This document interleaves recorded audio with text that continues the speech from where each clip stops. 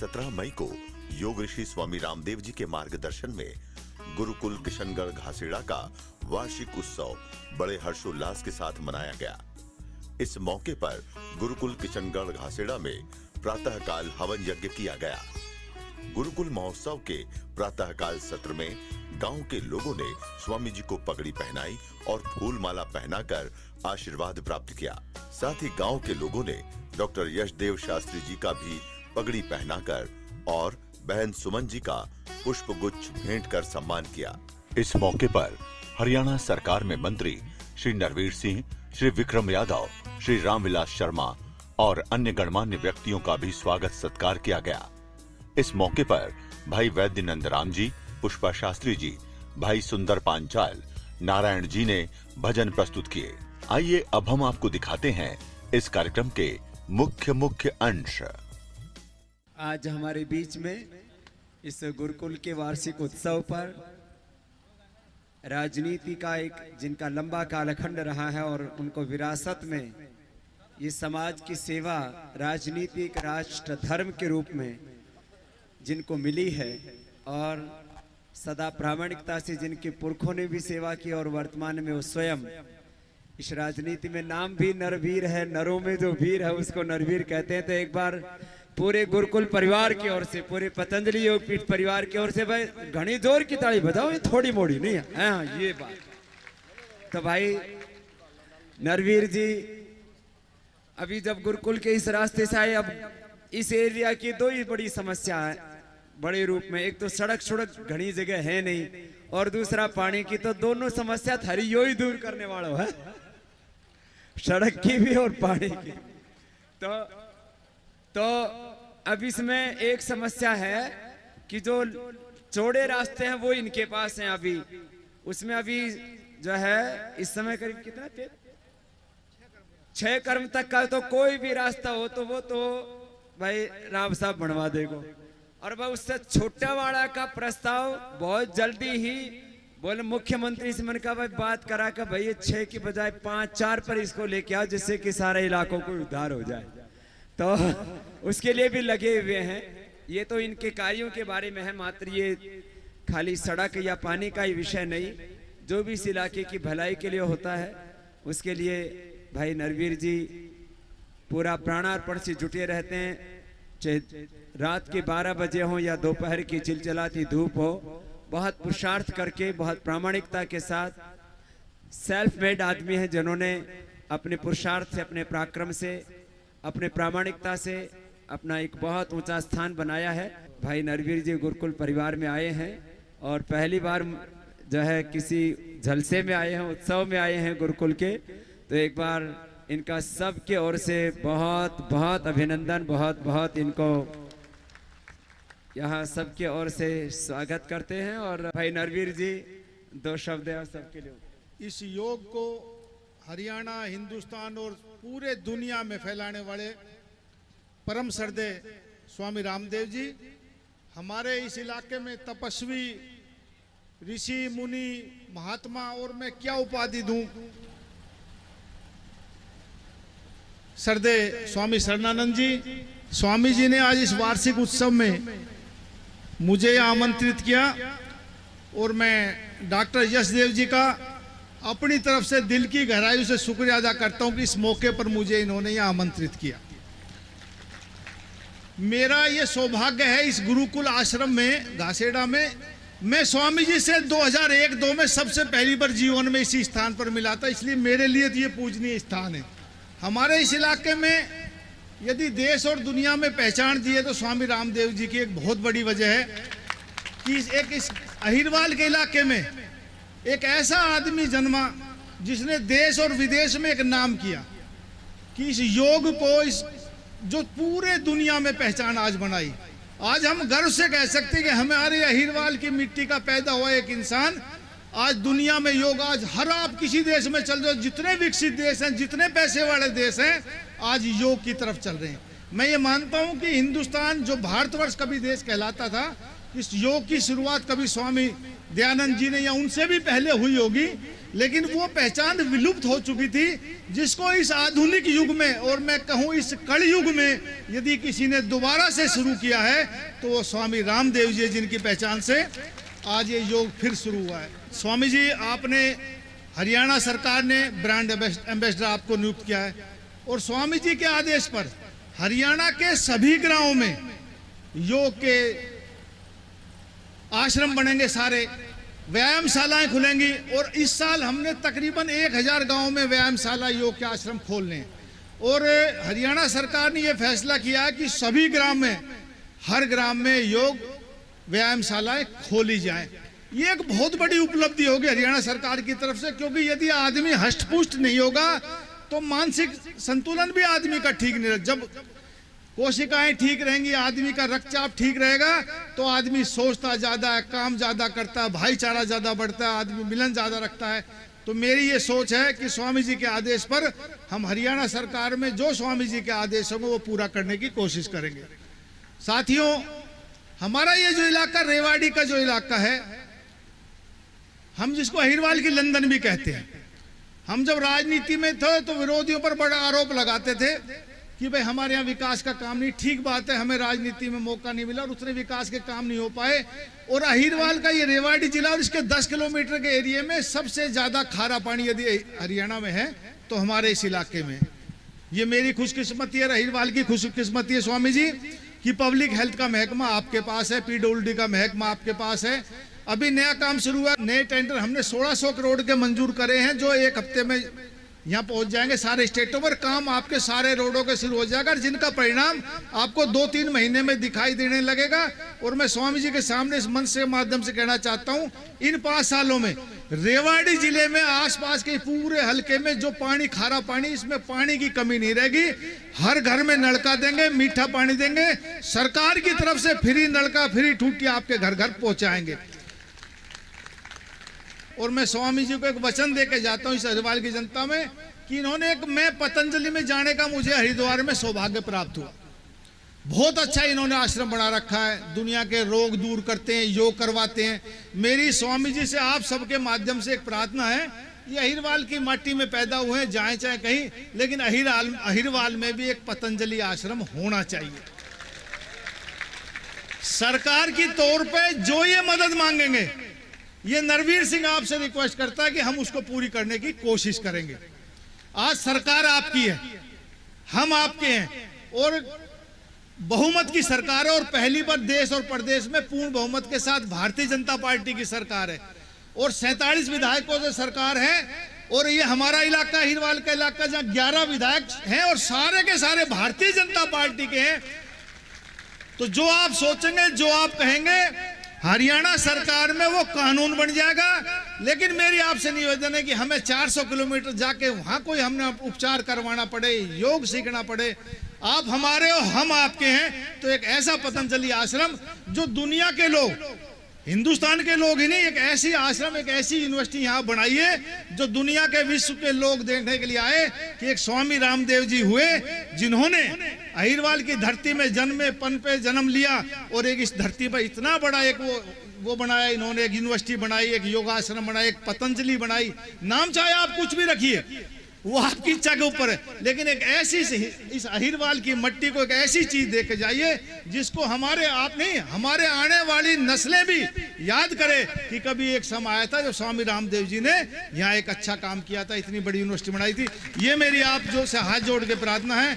मैं आपसे प्रार्थना करता हूँ कि वैसे तो आप हर साल तकरीबन यहाँ आते हैं, जितना अहिरवाल में आप आएंगे हमारा भी मान सम्मान बढ़ेगा। जो हमसे आप हमसे याद करते रहिए, जिस मंच के माध्यम से, चाहे वो संतों का माध्यम हो, चाहे वो योग का माध्यम हो, राजनीति से तो आप कोसों दूरी से बुलाएंगे नहीं, मैं सदा आप जिस मंच पर बुलाएंगे नरवीर सिंह उस पर हाजिर रहेगा। एक बार फिर सम्मानित मंच का और स्वामी शरणानंद जी का चरण छूकर इनका आशीर्वाद लेता हूं। इनकी वजह से बहुत कुछ हमें इस अहिरवाल में सीखने का मौका मिला और मौका जब तक है मिलता रहेगा। और मैं उम्मीद करता हूं स्वामी जी के वचनों से हमारा ये अहिरवाल भली भांति परिचित है और इनके आशीर्वाद, इनके प्रवचन से इलाका पनपता रहेगा, संभलता रहेगा। एक बार फिर सम्मानित मंच को मैं अपनी तरफ से शुक्रिया अदा करता हूँ ये आए, और स्वामी रामदेव जी का इस अहिरवाल की माटी गुरुकुल घासेडा में तहे दिल से आप सब की तरफ से इनका स्वागत और शुक्रिया अदा करता हूँ। कोई गलती हुई तो माफ करना स्वामी जी, आपका बहुत बहुत धन्यवाद। जय हिंद, प्रणाम, ओम। तो एक बार भाई सबकी ओर से फिर से भाई नरवीर का जोरदार अभिनंदन है। मैंने रात दिन लगा रहता है पुरुषार्थ करने में, और अब तो बहुत मौका मिला है इन 5 सालों में इस पूरे क्षेत्र में जो भी काम होगा तो इनको भी जो आने वाली पीढ़ियां वर्षों वर्षों तक याद करेंगी, बहुत बड़ा काम करके जाएंगे। और वैसे हमें इन्होंने पूरा अधिकार दे रखा है, अंडरटेकिंग हो रखी है पूरी पूरी जो है कि स्वामी जी आप जो आदेश करेंगे वो काम होगा। तो एक बार इनको फिर से भगवान और इनको राजनीति में ऊंचाई दे, और इनकी ऊंचाइयों से ये इलाका भी बहुत ऊंचाई पर पहुंचे। इनको बहुत बहुत आशीर्वाद, बहुत बहुत अभिनंदन। और तो भाई विक्रम ने भी बहुत, विक्रम पराक्रम को भी कहते हैं, पुरुषार्थ को भी कहते हैं, शौर्य को कहते हैं। और भारत में तो संवत, एक तो ईसाई संवत चला, एक विक्रम संवत चलता है। तो विक्रम नाम जो है हमारे भारत का बहुत गौरवशाली नाम है, और विक्रम ने भी बहुत पराक्रम करके राजनीति में एक इतिहास बनाया, जीते भी और भाई वजीर भी बने और बहुत कुछ सेवा कर रहे हैं। तो एक बार भाई विक्रम यादव जी का भी सबके ओर से बहुत बहुत अभिनंदन है। और भाई विक्रम जी से भी कहेंगे कि वो 2 शब्द यहाँ की सभी जनता के लिए कहें। भाई विक्रम। परम श्रद्धेय स्वामी रामदेव जी, जो आज भारत में ही नहीं विश्व में योग गुरु के नाम से अगर जाने जाते हैं तो स्वामी रामदेव जी जाने जाते हैं।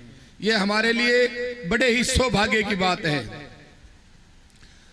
यहाँ उपस्थित हमारे बहुत ही पूजनीय आदरणीय स्वामी शरणानंद जी, आज भारतीय जनता पार्टी की सरकार है, और मैं तो महाराज जियों को विश्वास दिलाना चाहता हूं कि महाराज जी आज आपकी अपनी सरकार है। जिस प्रकार से हमारे बड़े भाई नरवीर सिंह जी ने बताया कि महाराज जी अब तो आपने सरकार में आदेश करने की बात है। अब चाहे वो हमारे हलके की बात हो, चाहे वो शिक्षण संस्था की बात हो, जिस प्रकार से भी जहां हलके के विकास की बात है उसमें सरकार की तरफ से किसी भी प्रकार की कोई कोताही नहीं बरती जाएगी। महाराज जी, मैं आपको इस मंच के माध्यम से ये कहना चाहता हूं, जितना भी सहयोग हमारे से होगा, सरकार से होगा, वो पूर्णतः हम उसमें 100% भागीदारी रखेंगे। हमारे लिए सौभाग्य की बात है, पानी और रोड के विभाग भाई नरवीर सिंह जी के पास हैं, तो उन्होंने पहले ही कह दिया है कि पानी और रोड के लिए आने वाले 2 और 3 महीनों में उन्होंने विश्वास दिलाया है कि हल्के में कार्य दिखने लग जाएंगे। आज महाराज जी शायद हमारी इस जनता को, हमारे बुजुर्गों को, मातृशक्ति को ये तो महसूस हो गया है कि भारतीय जनता पार्टी की जो सरकार है उसकी नियत में खोट नहीं है, उसकी नियत साफ है। और मैं तो इस मंच के माध्यम से भी कहना चाहूंगा कि आज जो मेरे को जो देन रही उसमें राव इंद्रजीत सिंह जी का सबसे बड़ा योगदान रहा महाराज जी। दूसरा अगर योगदान रहा तो आपके अपने अनुयायियों का, मेरे अपने बुजुर्गों का, नौजवान साथियों का, उनका भी मैं मंच के माध्यम से धन्यवाद करना चाहता हूं कि उनका भी मेरे को गुरुकुल के अनुयायियों का, आपके भक्तों का पूर्ण योगदान रहा है। और मैं उनको भी विश्वास दिलाता हूं और आपको भी विश्वास दिलाता हूं महाराज जी, मैं उनके विश्वास को कभी टूटने नहीं दूंगा। जिस प्रकार से आपका आदेश होगा वो मेरे लिए सर्वमान्य होगा। इसी के साथ मैं पुनः यहाँ उपस्थित सभी मंचासीन परम श्रद्धेय महाराज शरणानंद जी और स्वामी जी और यहाँ सभी आए हुए महानुभाव, मातृशक्ति, सभी का धन्यवाद करता हूँ कि आज मुझे ये सौभाग्य मिला गुरुकुल में आने का। धन्यवाद। जय हिंद, जय भारत। हमारे प्रोफेसर राजेंद्र जी जो आर्य समाज के बहुत ही उच्च कोटि के विद्वान हैं, प्रखर वक्ता हैं और पतंजलि योगपीठ से तो शुरुआती काल से ही लगभग 20 साल से भी ज़्यादा का उनका रिश्ता है। तो एक बार डॉक्टर राजेंद्र विद्यालंकार जी जो बहुत ही तेजस्वी विद्वान और वक्ता है, एक बार सभी की ओर से उनका बहुत बहुत अभिनंदन है। भारत देश को एक नई ऊर्जा, एक नई गति, एक नई शक्ति, एक नई स्फूर्ति और एक नया स्वप्न देने वाले योगर्षि श्रद्धेय स्वामी रामदेव जी महाराज, इस क्षेत्र के महान तपस्वी पूजनीय संत स्वामी शरणानंद जी महाराज, श्रद्धेय स्वामी जी महाराज आज प्रातः काल से ही हम लोगों के लिए एक सांस्कृतिक दिशा बोध दे रहे हैं। मित्रों, पिछले अनेक वर्षों के परिश्रम से, दिन रात के परिश्रम से, बिना थके बिना हताश हुए जिस तरह का पुरुषार्थ श्रद्धेय स्वामी जी महाराज के द्वारा किया गया है, उसका प्रतिफल ये हुआ है कि आज इस देश को एक नई दिशा और एक नया नेतृत्व प्राप्त हुआ है। जैसा प्रातःकाल श्रद्धेय आचार्य देवव्रत जी कह रहे थे, किसी आंदोलन को खड़ा करना और उस आंदोलन को उसके मुकाम तक पहुंचाना, उससे एक परिणाम निकालना एक बात है जो बहुत परिश्रम मांगती है, बहुत ताकत मांगती है, बहुत बलिदान मांगती है। वो समर्पण, वो ताकत, वो बलिदान श्रद्धेय स्वामी जी महाराज ने दिया है। लेकिन मित्रों, किसी आंदोलन को उसी ऊर्जा से बरकरार रखना, उस आंदोलन की भावना को लोगों तक लगातार लोगों के अंदर बनाए रखना अपने आप में ज्यादा चुनौतीपूर्ण कार्य होता है। और वो चुनौतीपूर्ण काम अब शुरू होता है। तब से, जब से सरकार बदली है, जब से इस देश का नेतृत्व बदला है, तब से श्रद्धेय स्वामी जी महाराज का दायित्व और जिम्मेदारी कहीं ज्यादा बढ़ गई है।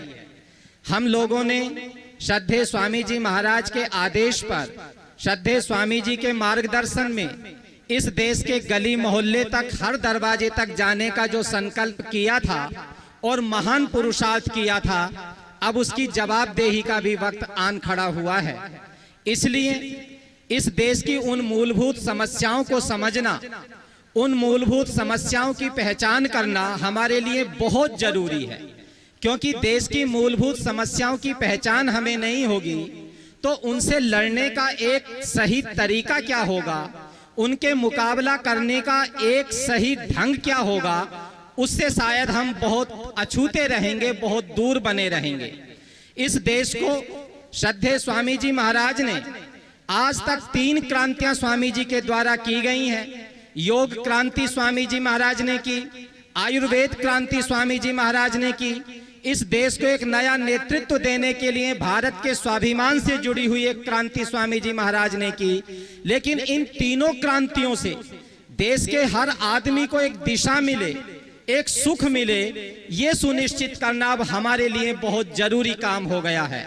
और वो काम उस खतरे को जान समझ करके होगा जो इस देश के ऊपर आज आसन्न है। उस आसन्न खतरे को जो चारों तरफ से देश के ऊपर हमला बोला जा रहा है, देश की जो सांस्कृतिक गरिमा को चोट पहुंच रही है, देश का जो सांस्कृतिक ताना बाना छिन्न भिन्न हो रहा है, उस ताने बाने को बचाने के लिए एक गहरा पुरुषार्थ हम सब लोगों को पूज्य स्वामी जी महाराज के साथ पीछे खड़े होकर के मजबूती से करना होगा।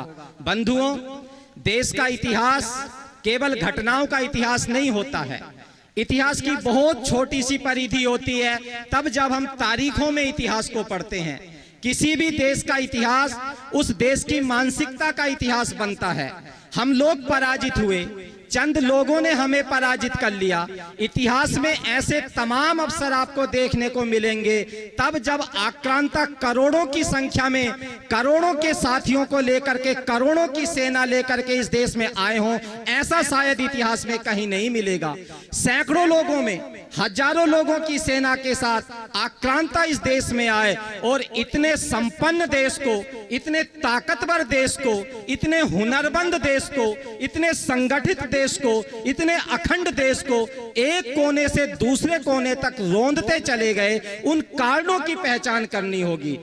युगों के बाद ऋषि दयानंद सरस्वती एक ऐसे व्यक्ति हैं जिन्होंने इस देश के समग्र इतिहास पर सघन दृष्टिपात किया।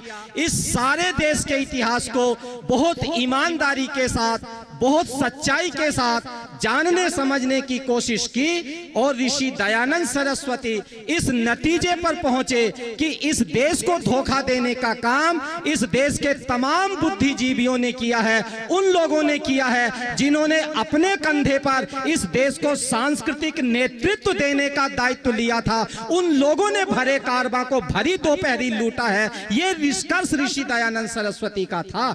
और बंधुओं, उस सांस्कृतिक एकता को, उस सांस्कृतिक गरिमा को, उस सांस्कृतिक ऊर्जा को बचा करके आज स्वामी जी महाराज ने उसी बात को समझ करके इस देश को पुनः एक नेतृत्व देने का प्रयास किया है। माता पिता और आचार्य का काम बच्चे के चरित्र को, बच्चे के तौर तरीकों को, बच्चे के सपनों को, बच्चे के सवालों को, बच्चे के तर्कों को, बच्चे के आर्गुमेंट को कहीं ना कहीं संबोधित करना है। और मैं बहुत दर्द के साथ इस बात को कहना चाहता हूं, तमाम भारत के माता पिता इस बात में फेल हो गए हैं, तमाम भारत के आचार्य इस बात में नाकामयाब हो गए हैं और आज इस दर्द को महसूस किया है तो योग ऋषि पूज्य स्वामी रामदेव जी महाराज ने किया है। तब जबकि हमारे बच्चों के साथ एक संवाद बनाना चाहते हैं, हमारे बच्चों के साथ एक सपना बुनना चाहते हैं, कोई भी सपना यदि परवान चढ़ेगा, बुजुर्गों के सहारे परवान नहीं चढ़ेगा।